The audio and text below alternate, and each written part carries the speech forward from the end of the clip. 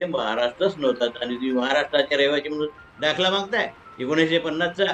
ठीक आहे, आम्हाला काही समजत नाही आहे, आम्ही येडपट आहोत. तुम्ही म्हटलं तसंच आम्ही करायला लागलो. परंतु तुम्ही आमच्यावरती अन्याय केलेला आहे ते 50चा दाखला मागून, हे तुमच्या लक्षात आलं नाही आणि तुम्ही अतिशय हुशारीने आमच्यावरती अन्याय केलेला आहे. तो आता आमच्या सर्वांच्या लक्षात आलेला आहे आणि त्या अन्यायाला आम्ही आता वाचा फोडणार आहोत. अन्याय काय म्हणतात हे आता तुमच्या लक्षात येऊन जाईल आणि ते आणायचंही आहे आम्हा सर्वांना. अन्यायाचं निवारण पण करायचं आहे. यावेळेस 1950ची जी अनुसूचित जमातीची यादी आहे तिला म्हणतात कॉन्स्टिट्यूशनल शेड्यूल ट्राईब ऑर्डर 1952 नाही 1950. ती कॉन्स्टिट्यूशनल ऑर्डर आहे ती, हे लक्षात घ्या. आणि ते भारतीय राज्यघटनेने मंजूर केल्यामुळे त्याच्यात कोणालाही तोडफोड करता येत नव्हता आणि थ्रू प्रॉपर प्रोसिजर त्याच्यामध्ये चेंजेस करत होते आणि अनेक चेंजेस झाले. मग नंतर वेगळे राज्य झाले, वेगवेगळे टेरिटोरीज झाल्या, वेगवेगळ्या काय असतील नशीन. आतापर्यंत तर लडाख आणि जम्मू काश्मीर हे सुद्धा घटक युनिटरीज तयार झालेल्या आहेत. त्याच्यामुळे घटनाही बदलावाच लागत असते आणि ती बदलत असताना त्या समाजावरती त्या असलेले लोक समाज त्यांच्यावरती अन्याय होणार नाही याची ते घटना बनवणाऱ्यांनी काळजी करावी लागते. 15 ऑगस्ट 1947ला भारत स्वतंत्र झाला. लक्षात घ्या, 15 ऑगस्ट 1947ला भारत स्वतंत्र झाला. आदिवासी किंवा अनुसूचित जमाती त्यांना ते समजतही नव्हतं हे अनुसूचित काय आहे, अनुसूचित शेड्यूल ट्राईब काय आहे, शिक्षण कशासाठी घ्यायचं, ते सर्टिफिकेट कुठून मिळते, कशासाठी काढायचं हे कोणाला समजत नव्हतं. पण धीरे धीरे हे सर्व अवगत झाले, सर्वांना समजलं आणि त्यानंतर मानवतावादी पंतप्रधान भारताच्या राज्यकर्त्या झाल्या. त्यांचं नाव आहे इंदिरा गांधी. आपण इंदिरा गांधीचा जय जयकार करायचा आहे. त्यांनीच सर्व खालच्या स्तरातील लोकांची सेवा केलेली आहे. त्यांनीच घरकुले दिलेले आहेत, त्यांनीच इंदिरानगर वसवलेले आहेत, सावकारांच्या पाशातून सर्व शेतकऱ्यांना बाहेर काढलेलं आहे, कर्ज माफ केलेलं आहे, बँकेची कर्ज माफ केलेली आहे आणि जे रिकामचोट लोक होते, फुकट खात होते, राजे लोक, त्यांचे तंटे बंद करून टाकलेले आहे. बँका ह्या नॅशनलाइज केलेलं आहे. अतिशय जनतेसाठी चांगल्या गोष्टी त्यांनी केल्या, परंतु आपल्याला ते समजतच नाही त्यांनी काय केलं. तर समजत नाही तर त्याला काय करणार इंदिराजी. मग त्यांनी काय केलं की याच्यामध्ये या राजकारणामध्ये फार पर्टिक्युलर्स लोक येतात, त्याच्यामध्ये येतात, तिची आम जनता कोणीच येत नाही आहे. म्हणून त्यांनी काय केलं की ट्रायबल कमिशन बसवण्यात आलेलं त्यांनी आणि बसून त्यांनी प्रत्येक राज्यामध्ये जाऊन प्रत्येक जातीची चौकशी केलेली आहे आणि महाराष्ट्रामध्ये 600 वेळा ते लोक आलेले आहे आणि प्रत्येकाच्या घरी जाऊन त्यांना त्यांच्या जाती विचारलेले आहे. हे इतकं चौकशी करून झाल्यानंतर 600 वेळा लोकप्रतिनिधी आलेल्या महाराष्ट्रामध्ये त्यांनी घरोघरी जाऊन प्रत्येकाला विचारलेलं आहे आणि त्यांची परिस्थिती पाहिलेली आहे. ते परिस्थिती बघून त्यांनी शेड्यूल ट्राईबची लिस्ट तयार केलेली आहे आणि ती लिस्ट तयार करून त्यांनी लोकसभेमध्ये मांडण्यात आलेली आहे. त्याच्यावरती खूप चर्चा झालेली आहे. ब्रह्मानंद रेड्डी यांनी सुद्धा खूप भाषण दिलेलं आहे आणि त्याचा ते तुम्ही हे सर्व माहिती नेटवरती आहे, तर तुम्ही ती नेटवरती माहिती वगैरे घ्या. जास्त डिटेलमध्ये जाण्यात काही अर्थ नाही मी तरी पण 1976ला जे कॉन्स्टिट्यूशनल अमेंडमेंट ऍक्ट 1976 म्हणजेच त्यांनी काय केलं की जी पहिली कॉन्स्टिट्यूशनल शेड्यूल ट्राईब लिस्ट होती त्याच्यामध्ये दुरुस्ती केलेली आहे आणि दुरुस्ती करताना त्या याच्यामध्ये सरळ लिहिलेलं आहे काही जातींना आम्ही इन्क्लूड करू आणि काही जातींना एक्सक्ल्यूज करू शकतो, हे यांना पूर्ण अधिकार दिलेले होते. आणि त्याच्यानंतर काय झालं की मग त्यांनी ते 1976ला जो गॅजेटमध्ये पब्लिश केलेला आहे, हे गॅजेट माझ्याजवळ आहे, सर्व लिस्ट त्यांनी पब्लिश केलेली आहे आणि त्या लिस्टमध्ये महाराष्ट्रातील शेड्यूल ट्राईबच्या लिस्टवर 28 नंबरवरती कोळी हा शेड्यूल ट्राईबमध्ये आहे. हे आपल्याला त्यांनी आपल्या महाराष्ट्रातील लोकांनी रेकॉर्ड टेम्पर करून मराठीमध्ये अनुवाद केला आणि त्याच्यामध्ये कोळी हे आदिवासी नाही आहे हे सिद्ध करण्याचा त्यांनी प्रयत्न केला. आपल्या लोकांना काही इंग्रजी थोडी येत असते, कोणी वाचतही नाही आहे. मायबाप सरकार आहे, सरकारला आपली काळजी आहे, लोकशाही आहे, डेमोक्रेसी आहे, आपले लोकप्रतिनिधी केलेले आहेत, ते आपली काळजी करतील. पण हे लोकप्रतिनिधी जे आपण पाठवलेले आहे ते आपले दुश्मन होते, त्यांनी आपली काळजी केली नाही आहे. 1976 ची अमेंडमेंट ऍक्ट नुसार आपल्याला आदिवासी स्टेटस मिळू दिलं नाही. हा त्यांनी जाणून बुजून प्रयत्न केलेला आहे. त्याच्यामध्ये मग आपलेच लोक आहेत, आपलेच जात आहे, आपलेच वोट आहे, कोणाला काही बोलण्यात अर्थ नाही. अज्ञानी लोक जे असतात त्यांना हे परिणाम भोगावेच लागतात.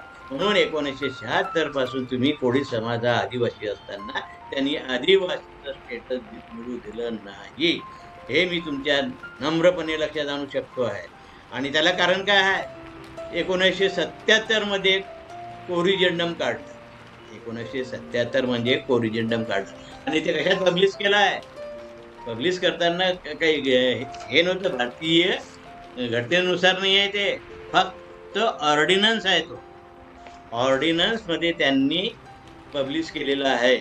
ऑर्डिनन्स हा फक्त ज्यावेळेस दोन्हीही राज्यसभा आणि लोकसभा कार्यरत नसते त्यावेळेसच राष्ट्रपतीला तो ऑर्डिनन्स काढण्याचा अधिकार असते आणि तो कायदा नाही.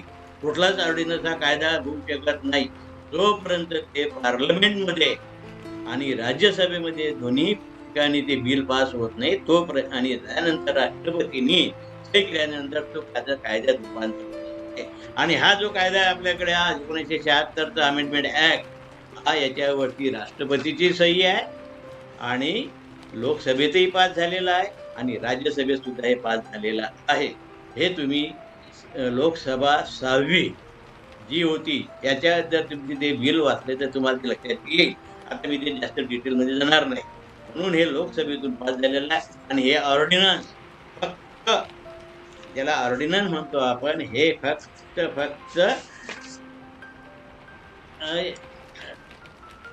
एक मिनिट हे वृत्त लागतं ना. हे ऑर्डिनन्स जे आहे एक दुरुस्ती नाही आहे, हे सूचना आहे. ऑर्डिनन्स म्हणजे एक सूचना आहे. एक सूचना ही कोणती तरी पाईपलाईन टाकायची होती गुजरातमध्ये, त्यांना घाई होती म्हणून त्यांनी ते ऑर्डिनन्स काढलं आणि राष्ट्रपतींनी त्याच्यावरती सही केलेली आहे. मग हे कोरिजेंडम जेव्हा त्यांनी टाकलं मागं, हे इथेच आहे, हे जे कोरिजेंडम त्यांनी टाकलं इथे राष्ट्रपतीची सही का नाही आहे? कोण्या एका जबाबदार व्यक्तीची का नाही आहे? कारण कोरिजेंडमच नाही आहे. कोण्या तरी आता एक दुष्ट प्रवृत्तीच्या माणसाने तिथे हे लिहिलेलं आहे. त्याच्या मनामध्ये काय होतं आपल्याला माहित नाही, तो कोण आहे. आता तो देवाच्या घरी निघून गेलेला असेल, बरेच दिवस झालेले आहे. म्हणून हे ऑर्डिनन्स कायदा नाही आहे, हे कोरिजेंडम कायदा नाही आहे, याला लिगल व्हॅल्यू नाही. हे लिगल नाही आहे. लिगल व्हॅल्यू असलेलं डॉक्युमेंट फक्त 1976च आहे. आणि या 1976च्या डॉक्युमेंट प्रमाणे तुम्ही खरे आदिवासी आहात. या लिस्टमध्ये जे 1976च्या अमेंडमेंट ऍक्ट मध्ये ज्या जातींचे नावं, ज्या ट्राईबचे नावं लिहिलेले आहेत तेच शेड्यूल कास्ट शेड्यूल ट्राईब मध्ये येतात. याच्या व्यतिरिक्त भारतामध्ये कोणीही शेड्यूल कास्ट शेड्यूल ट्राईब नाही, हे मी तुम्हाला छाती ठोकपणे सांगू शकतो. आणि त्या शेड्यूल ट्राईबच्या लिस्टमध्ये कोळी समाजाचं नाव आहे 28 नंबरवरती. म्हणून तुम्ही खरे आदिवासी आहे. खरा शब्द वापरत अर्थ नाही, तुम्ही आदिवासी आहात आणि आहातच. तुम्हाला आदिवासीला ज्या सवलती आहेत त्या पूर्ण मिळायला पाहिजे. तुमचा अधिकार आहे आणि तो तुम्ही मिळवालाच, हे लक्षात घ्या. स्वराज्य माझा जन्मसिद्ध अधिकार आहे आणि तो मिळवणारच, असे सुभाषचंद्र बोसनं सांगितलं. त्याचप्रमाणे 1976च्या GR मध्ये, गॅजेटमध्ये, इंडियन गॅजेटमध्ये जे शेड्यूल ट्राईबच्या लिस्टमध्ये कोणी आहे तो जो शब्द आहे तुम्ही आदिवासी आहात, ते तुम्हाला आदिवासी स्टेटस इंदिराजींनी दिलेला आहे आणि ते तुम्ही स्वतः आता घ्यायचं आहे. त्याच्यापासून तुम्हाला कोणीच परावृत्त करू शकत नाही. उद्या सुद्धा तुम्ही सर्टिफिकेट काढू शकता. त्या तहसीलदाराच्या याच्यावरती जा ऑफिसमध्ये आणि त्याला हा GR दाखवा आणि त्याला सांगा हे स्टेटस आमचे हे 28 नंबरवरती, तो दाखवणार तुम्हाला हे ऑर्डिनन्स. त्याला सरळ सांगा ऑर्डिनन्स हा कायदा होत नसते, हा कायदा नाही आहे, म्हणून हाच कायदा ऍप्लिकेबल आहे. आणि या ऑर्डिनन्सला आतापर्यंत भारतीय राज्यघटनेनुसार लोकसभेतही पास करण्यात आलं नाही, राज्यसभेतही पास करण्यात आले नाही आणि ते ऑर्डिनन्स नसल्यामुळेच त्याला लोकसभेत राज्यसभेत त्याला पास ठेवणार आहे. आणि हे लोक म्हणत आहेत चूक आहे, तो सर्वसाधारण कोणता तरी टाकलेला आहे व्याकरणाचा. कधीही मोठे सरकार जे राहते, भारतीय राज्यघटना राहते, जगाच्या पाठीचे कर्मचारी जो असतात चूक करत नाही, त्याची चूक हे त्याची फार नुकसान होत असते. म्हणून भारताच्या राज्यघटनेमध्ये कामं करणारे देशाचे देश चालवणारी जी मंडळी तिथे आहे त्यांना तुम्ही साधे सुधे समजू नका. त्यांच्या हातून चूक होत नाही. एका खालच्या क्लार्क पासून तर शेवटच्या क्लार्क पर्यंत साहेबापर्यंत तिथे प्रत्येक डॉक्युमेंटचं व्हेरिफिकेशन होते. कारण त्याच्यामध्ये काय नुसतं आपल्या जातीचंच आहे का त्याच्यामध्ये? नुसते ऑर्डिनन्स काढतात ते किंवा अमेंडमेंट करतात किंवा करार करतात. आंतरराष्ट्रीय करार होत असतात. त्या करारामध्ये सुद्धा त्यांनी ड्राफ्ट तयार केला जाते आणि तो ड्राफ्ट तयार करण्याचा डोळ्यामध्ये अंजन घालून करते. त्याचप्रमाणे डोळ्यामध्ये अंजन घालून हा ड्राफ्ट 1976चा केलेला आहे आणि 28 नंबरवरती कोळी लोकांना, कोळी समाजाला आदिवासी स्टेटस देण्यात आलेला आहे. ते तुम्हाला अज्ञानामुळे महाराष्ट्रातील लोकांनी मिळू दिले नाही आहे आणि त्याच्यात तुम्ही अज्ञानी आहे ते महाराष्ट्रातील लोक काय करणार आहे? कारण तुमचं विकास व्हावा हे कोणालाच आवडत नाही आहे. कारण तुम्ही विकास जर झाला तर तुम्ही त्यांचे बाप बनणार आहे. पुढे राज्य तुमच्या हातातच येणार आहे आणि हे महाराष्ट्रातील राज्य आता आपणच करायचं आहे. कोणी किती ओरडू द्या, काही करू द्या, प्रत्येक जागेवरती तुम्हाला निवडणूक लढावायची आहे आदिवासीच्या सीटवरती. लक्षात घ्या, पूर्वीच्या काळामध्ये महाराष्ट्रामध्ये आदिवासीचे सीट किती होत्या? MP साठी फक्त 3 होत्या आणि MLA साठी 3 होत्या. पण 3 आणि 3 होत्या फक्त. पण त्यावेळेस हे गणना करण्यात आलेली आहे 76 मध्ये. त्यानुसार मग आज महाराष्ट्रामध्ये बघा किती आहेत MP आणि ST चे आमदार. हे आपण इथे आल्यामुळे आपल्याला त्यानुसार गव्हर्नमेंट ऑफ इंडिया मदत करत आहे आणि आपल्याला यापासून निरुपयोगी ठेवत आहे आणि आपल्या अज्ञानामुळे आणि आपल्या ते वैमनस्यामुळे आपल्याला हे आता प्रत्येक झालेलं नाही आहे. आता आपण जागृत व्हायचं आणि हे आपल्याला मिळालंच पाहिजे. लक्षात ठेवा. मी पुढचं लेक्चर अजून तयार करणार आहे, त्याच्यामध्ये डिटेल माहिती तुम्हाला देणार आहोत. धन्यवाद, धन्यवाद, धन्यवाद. वारे माझ्या मर्द मराठ्यांना. तुम्ही मराठ्या लक्षात घ्या, कोणी जरी असला तरी तानाजी मालुसरांचा किल्ला शिवाजी महाराजांना तुम्ही जिंकून दिलेले आहे. त्यांच्यामध्ये तुम्हीच होते. झाशीच्या राणीनं ज्यावेळेस युद्ध केलं त्यावेळेस सुद्धा सर्व कोळी सैन्य तिथेच होतं. आजही दिल्लीमध्ये संतोष कोळी यांनी काँग्रेसचं सरकार उलटून टाकलेलं आहे. शीला दीक्षितनी शीला दीक्षितला त्यांनी घरी पाठवलेलं आहे.